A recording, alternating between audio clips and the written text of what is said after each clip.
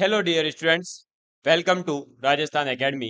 मैं परवीन सिंह आप सभी लोगों के साथ में, जैसा कि आप सभी लोग जानते हैं, कंटिन्यूअसली आरएएस एग्जाम के लिए और इसके अलावा भी कोई भी एग्जाम दे रहे हो, चाहे आप एलडीसी का दीजिएगा, जूनियर अकाउंटेंट दीजिएगा, कांस्टेबल दीजिए, पटवारी दीजिए, रीट दीजिए, इस ग्राम सेवक दीजिए, कोई भी एग्जाम दीजिए, जो मैथ सब्जेक्ट आती है उसका कंप्लीट सिलेबस आप लोगों के लिए मैं यूट्यूब चैनल पर आप लोगों को प्लेलिस्ट के माध्यम से, रेगुलर क्लासेस के माध्यम से अवेलेबल करवा रहा हूं। तो आज का मोटिवेशनल कोट है, ना हारना जरूरी है ना जीतना जरूरी है, ये जिंदगी है एक खेल, खेलना जरूरी है, खेलना जरूरी है।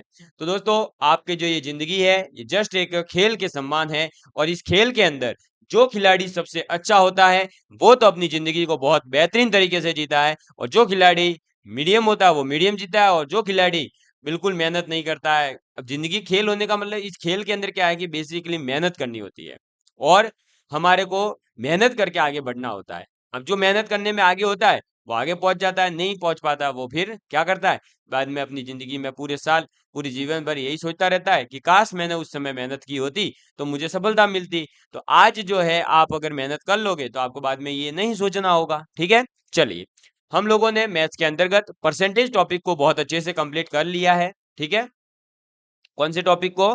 परसेंटेज जो टॉपिक है वो हमारा कंप्लीट हो चुका है।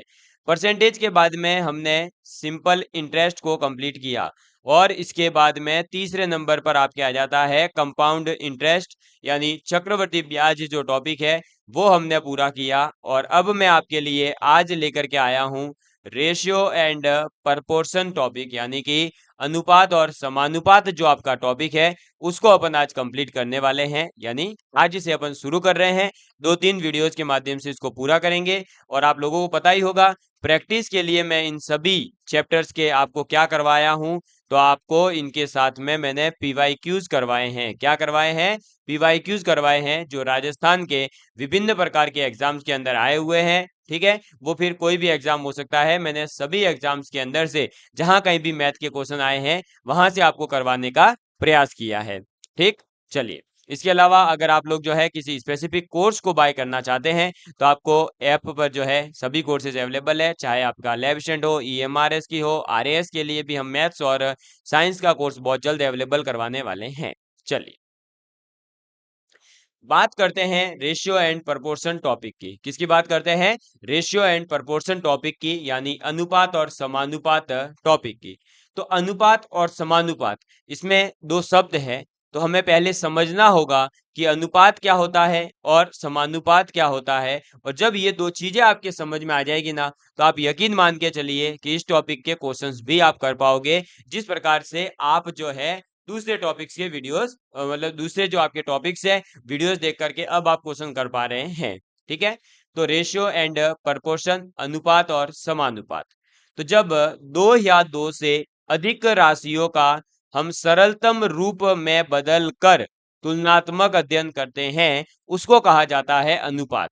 तो बेसिकली ये जो मैंने डेफिनेशन लिखवाई है इसका मीनिंग ये है कि आपके पास में दो अलग अलग राशियां होगी, आप उन राशि को क्या करोगे कि अगर वो कट रही है किसी कॉमन संख्या से तो उसे काटोगे और उसको सिंपल से सिंपल सरलतम रूप में बदलने का प्रयास करोगे। और जब वह सरलतम रूप के अंदर बदल जाएगी फिर उसे क्या करेंगे, उनका तुलनात्मक अध्ययन करेंगे। तो इस प्रोसेस को हम क्या कहते हैं? अनुपात कहते हैं।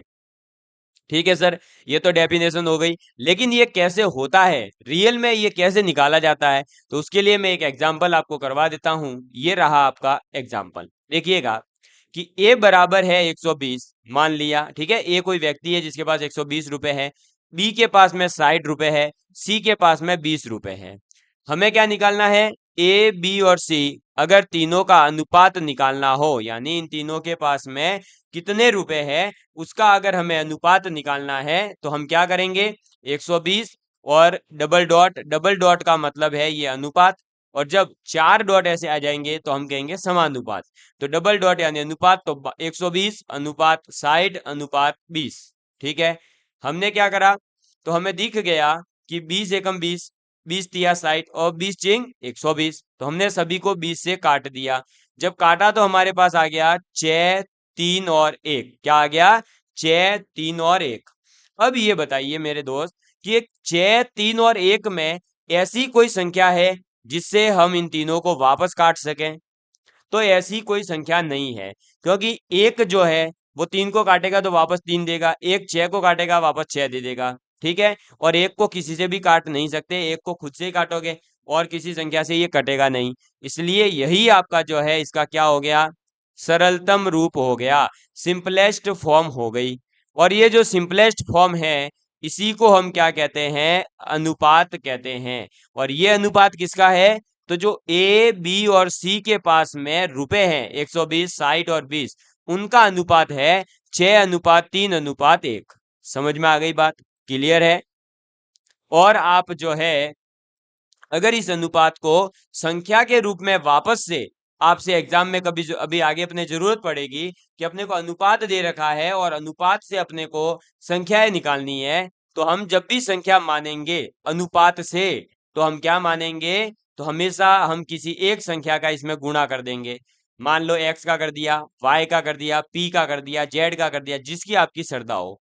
मैं हमेशा एक्स से करूंगा ताकि अपना आंसर जल्दी आ जाए, क्योंकि वो एक कॉमन यूज में आने वाला एक्स ही है। मैथ्स के अंदर क्या होता है, माना कि एक्स, तो बस वही मान लिया मैंने कि एक्स से गुणा करना है।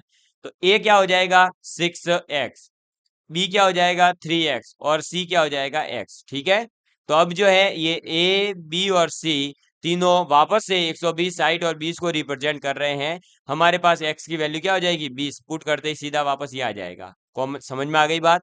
तो हम अनुपात में बदलने के लिए तो क्या करेंगे कि जो संख्याएं दे रखी है उनको किसी भी संख्या जो कॉमन होगी उससे काट देंगे, है ना, डिवाइड कर देंगे, काटने का मतलब, और फिर अनुपात आ जाएगा, उसे कहेंगे सरलतम रूप। और अगर हम उस अनुपात के अंदर पुनः किसी एक संख्या का गुणा कर देवें, चाहे वो फिर आप कोई भी संख्या हो, तो उससे वापस से जो है हम उन संख्याओं तक पहुंच सकते हैं। समझ में आ गई बात? तो अनुपात कैसे निकालना है और अनुपात से संख्या में कैसे पहुंचना है ये हमें समझ में आ गया। लेकिन कई बार क्या होगा कि हमारे पास में 3 व्यक्तियों के वजन दिए हुए हैं, मान लो क्या दे रखे हैं, वजन दे रखे हैं। अब वजन क्या होगा, किसी का तो दे रखा होगा किलोग्राम में, किसी का दे रखा होगा पौंड में, किसी का दे रखा होगा ग्राम में। तो ऐसा जब अलग अलग इकाइयां होगी तो तब आप डायरेक्ट ऐसे जो है काट नहीं सकते हो। पहले आपको क्या करना होगा, जो इकाई है, जो यूनिट है उनकी, उनको सम्मान करना होगा। क्या करना होगा, सेम करना होगा। जब इकाई सम्मान हो जाएगी तब फिर जो है आप क्या कर सकते हो, उनको काट सकते हो। समझ में आ गई बात, क्लियर है? अनुपात क्या है, तो दो या दो से अधिक राशियों को सरलतम रूप में बदल करके उनका तुलनात्मक अध्ययन करना। जैसे देखो सी का और बी का अगर कंपैरिजन करें तो सी और बी के अंदर एक चीज दिखाई दे रही होगी कि सी की वैल्यू अगर 1 होगी तो बी की उसकी 3 गुना हो जाएगी। तो इसीलिए तो देखो सी की वैल्यू 20 है तो बी की 60 हो रही है, जस्ट इसकी 3 गुना है। तो ये हम अनुपात से देख सकते हैं कि 1 की कितनी हो जाती है, 3 गुना। और अगर हम बी और ए और बी में करें तो बी की वैल्यू कितनी है, 3, तो उसका डबल हो जाएगा ए की वैल्यू। तो ये हो गया इसका तुलनात्मक अध्ययन। और हमें इकाई हमेशा समान रखनी है, ये दो चीजें आपको ध्यान रखनी है। ठीक, तो अब बढ़ते हैं अपन आगे की तरफ।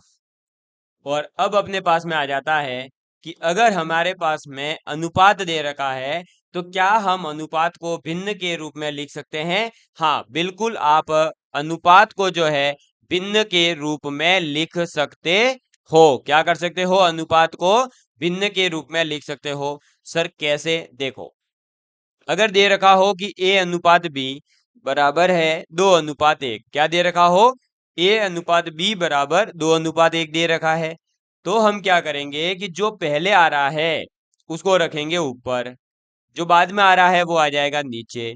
जो पहले आ रही है संख्या वो आ जाएगी ऊपर, जो बाद में आ रही है वो नीचे। तो इसका मतलब सीधा सीधा पता चल रहा है कि a का अनुपात कितना है 2 और b का अनुपात कितना है 1, यानी एक दूसरे में किसका रिलेशन है, तो a की वैल्यू b की 2 गुना है। समझ में आ गई बात? तो आप अनुपात को भिन्न के रूप में भी लिख सकते हो। और अगर ऐसा भिन्न आपके पास में हो तो आप उसको इसी ठीक प्रकार से अनुपात के अंदर भी वापस से कन्वर्ट कर सकते हो। ठीक है, इसके बाद में नेक्स्ट पॉइंट याद रखना है कि किसी भी अनुपात को अगर मैं किसी समान संख्या से गुणा कर दूं या भाग दे दूं, क्या कर दूं, गुणा करूं या भाग करूं, तो जो अनुपात का मान है, अनुपात की जो वैल्यू है वो नहीं बदलती है। ये चीज आपको ध्यान रखनी है कि अगर कोई अनुपात आपको दे रखा है और वो कह दे कि इस अनुपात में हमने 2 से गुणा कर दिया, हमने 3 से भाग दे दिया, तो बताइए अनुपात का मान क्या होगा। तो तब भी आपके अनुपात का मान वही होगा, अनुपात का मान चेंज होता ही नहीं है। जैसे एग्जांपल के लिए देख लीजिए, ए बी और सी कोई क्वांटिटीज थी जिनका अनुपात दे रखा था A:2:3। कितना दे रखा था? 1:2:3। मैंने क्या करा, 2 से गुणा कर दिया। कितना आ गया? 2, 4 और 6 आया। ठीक है, हो गए कंफ्यूज कि 1, 2, 3 से क्या आ रहा है? 2, 4, 6। सर अलग होगा? नहीं भाई, क्यों? क्योंकि अनुपात का मतलब क्या होता है? सरलतम रूप। अब 2, 4 और 6 है, इसका सरलतम रूप निकालो तो वापस से क्या आ जाएगा? 1:2:3। बताओ, यही था पहले अनुपात, तो 2 से गुणा करने से कोई फर्क पड़ा क्या?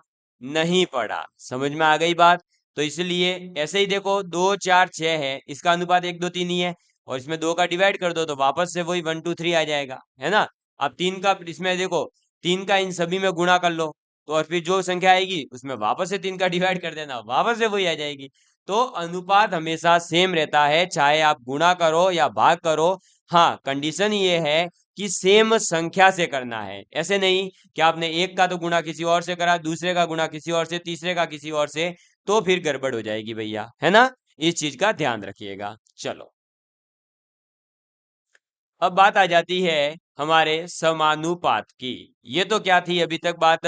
अनुपात की। तो अब हमारे अनुपात समझ में आ गया है कि अनुपात क्या होता है, ये क्लियर हो गया है। अब अपने बात करनी है प्रपोर्शन की, यानी समानुपात की।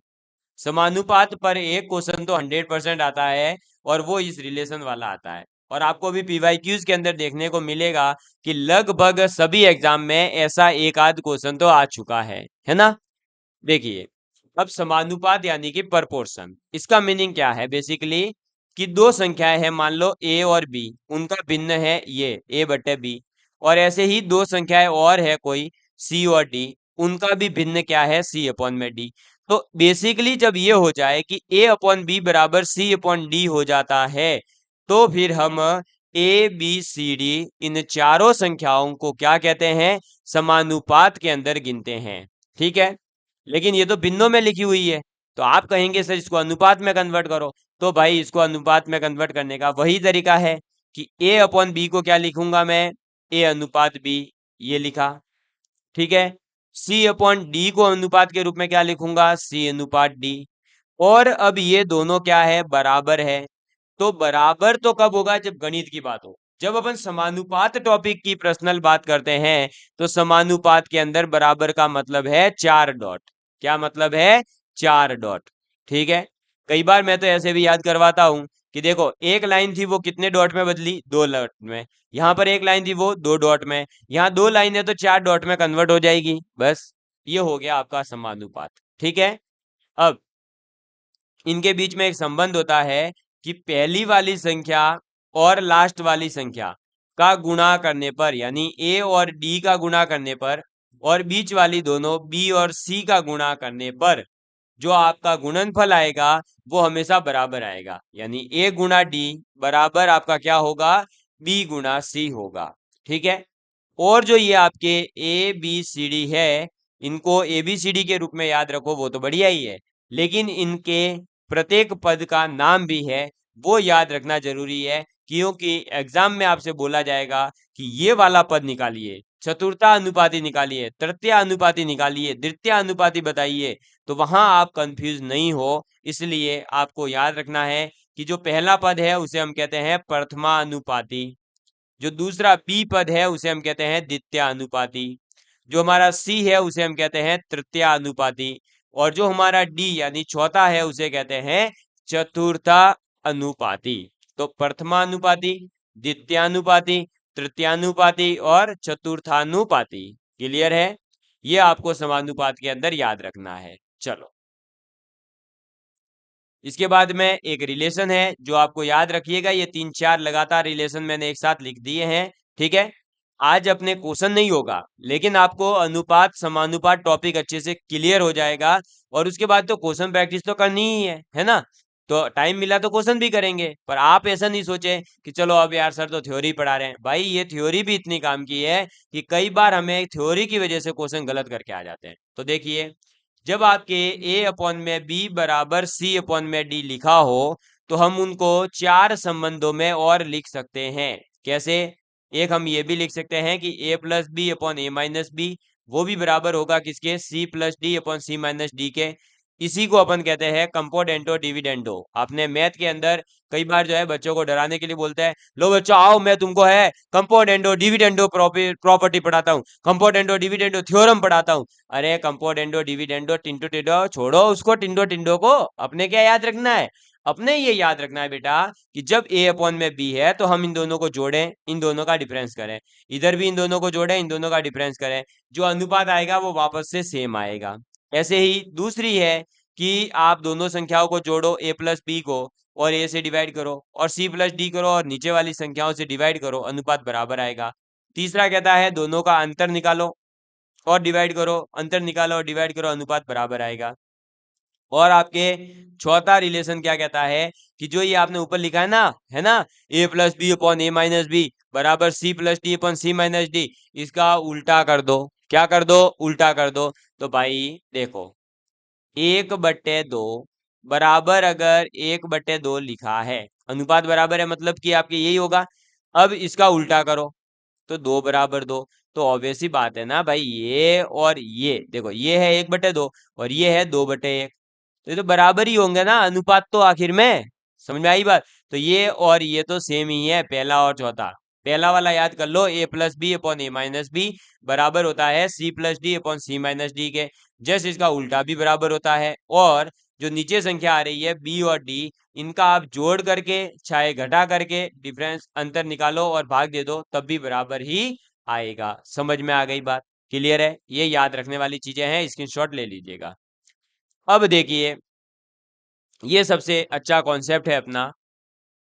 अब देखिएगा कि ये जो भिन्न वाला कॉन्सेप्ट समझा रहा हूं, ये थोड़ा सा आपके आगे काम आ सकता है कहीं ना कहीं, ठीक है। और इस पर बेस्ड जब क्वेश्चन आता है तो मैं आपको दिखाऊंगा, जैसे आता है ना कहीं कहीं पर कि ये 3/5 गुना है, ये 4/5 गुना है, वैसे क्वेश्चंस को सॉल्व करने में हम इस प्रॉपर्टी को यूज ले सकते हैं।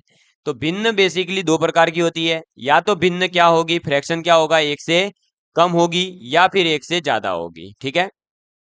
जैसे 1/4 है, 3/4 है, 1/2 है, 5/6 है, ये सब एक से कम है। और एक से ज्यादा वाली 4/3 है, 6/5 है, 7/4 है, 8/3 है, ठीक है।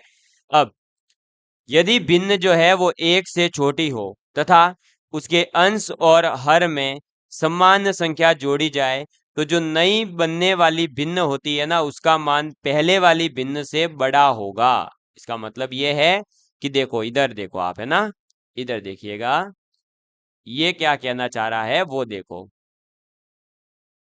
एक सेकेंड, ये तो क्वेश्चन ही आ गए। देखो, ये कह रहा है कि 1/4 है। अब इसके अंश और हर दोनों के अंदर हमने कोई सेम संख्या जोड़ दी। मान लो मैंने इधर भी 2 जोड़ा, इधर भी 2 जोड़ा, कितना आ गया? ये 3/6 आ गया, ठीक है। 3/6 का मतलब कितना होता है? 1/2 आ गया। पहले क्या था? 1/4, और अब क्या है? 1/2। बड़ा कौन है? 1/2 बड़ा है। तो बस यही तो मैंने बोला है। ये देखो क्या बोला है कि जब आप यदि भिन्न आपकी एक से छोटी हो और उसके अंश और हर में हम समान संख्या जोड़ दे हुए, तो जो नई भिन्न आई अपने क्या आई? 1/2, उसका जो मान है वो पहले वाली भिन्न से बड़ा होगा। तो देख लो, 1/4 से बड़ा ही है 1/2, बस। तो ये चीज आपको याद रखनी है। ये प्रॉपर्टी अपने आगे काम आएगी कि जब आपकी भिन्न एक से छोटी हो और फिर हम उसके अंश और हर में कोई सेम संख्या जोड़ते हैं, तो हमारे को जो नई मिलने वाली भिन्न होती है उसकी जो वैल्यू होगी वो हमेशा पहले वाली के कंपैरिजन में बड़ी होगी। समझ में आ गई बात? क्लियर है? चलिए, फिर है एक से ज्यादा। अगर जो है एक से ज्यादा भिन्न मतलब वैल्यू है भिन्न की वो एक से ज्यादा है, जैसे एग्जांपल 4/3, तो ये क्या होगा? 1 आपके 333। ऐसे ही 6/5, ऐसे ही 7/4, 8/3। तो जब ऐसा केस है, तब अगर आप अंश और हर में समान संख्या जोड़ोगे तो जो नई भिन्न आपको मिलेगी वो पहले वाली भिन्न के कंपैरिजन में छोटी होगी। देखिए कैसे, जैसे मैंने ले लिया 6/5, अब इसके अंश और हर में मैंने वापस से जोड़ दिया 2। ठीक, क्या बन गया देखो, 8/7। आप डिवाइड करो, कितना आएगा, 1 लगते ही वापस से 1, फिर बचेगा 3, जीरो लगाते ही 4, 1.14। जबकि 6/5 की वैल्यू निकालो, 5 एकम 5 पॉइंट, जीरो लगाओ, 5 दूनी 10, बड़ी कौन सी है ये, क्योंकि इसके पीछे जीरो लगेगा। तो 1.20 बड़ा है या 1.14, 1.20 बड़ा है। तो मतलब ये जो है यहाँ पर उल्टा हो जाता है, यहाँ क्या हो रहा था, बाद में आने वाली भिन्न बड़ी होती है, यहाँ पर क्या हो रहा था, बाद में आने वाली भिन्न जो है वो छोटी होती है। तो आपको अब इसको अगर शॉर्ट वे में याद रखना है तो याद कैसे रखेंगे वो देखिए। याद आप ऐसे रख सकते हैं कि आपके पास में अगर एक से ज्यादा, मतलब एक से बड़ी भिन्न आ रही है, तो आप उसमें कुछ भी जोड़ोगे तो वो क्या हो जाएगी, छोटी आएगी पहले कंपैरिजन में। पहले ज्यादा है तो छोटी आती है, और अगर वो एक से कम है तो बाद में आने वाली भिन्न बड़ी हो जाती है, यानी उल्टा हो जाता है, कम है तो बड़ी हो जाएगी, बड़ी है तो छोटी हो जाएगी। बस इतना याद रखिएगा। समझ में आ गई बात, क्लियर है। अनुपात का मतलब क्या है, समानुपात का मतलब क्या है, और आपका जो है ये भिन्न वगैरह क्या होती है, इनमें क्या रिलेशन है, कंपोनेंट और डिविडेंडो, ये सब बता दिया है।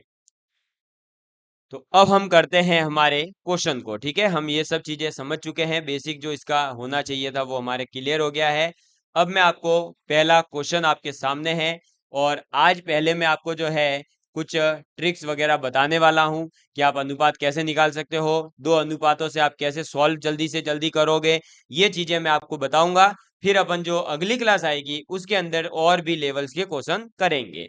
देखिए, ये क्वेश्चन है आपके सीईटी एग्जाम में आया हुआ।